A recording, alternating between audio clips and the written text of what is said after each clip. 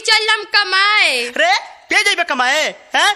बेटी पतो भइलू तो बेटी पतो के चाल चलन सीखो हैं। हई गर्मी देखाव तो हमरा के मोच बाबे हमारा अब ओठन बा ताहारा हम रहे घर में तू जेबू बाहरा। तू जेबू करे ऑफिस में नौकरी, तू जेबू करे ऑफिस में नौकरी आ केहू से बतियबू हमार देह झोंकरी। जेही ना सेही से लगैबू तू मितरी, जेही ना सेही से लगैबू तू मितरी आ हम रहे होइए ना तू गेल मरबू भीतरी। हमके सिखावत तारू पढ़े के काकाहारा, हमके सिखावत तारू पढ़े के काकाहारा हम रहे घर में तू जेबू बाहरा।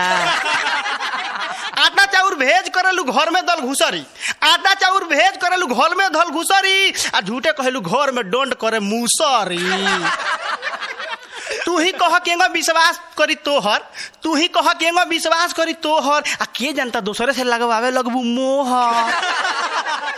सोचे लुकी रही ना केहू के पहारा, सोचे लुकी रही ना केहू के पहारा हम रहे घर में तू जेबू बाहरा। तू वहां जाके खैबू आलू गोभी भांटा, तू वहां जाके खैबू आलू गोभी भांटा हम यहाँ रह के डोलाम का घंटा।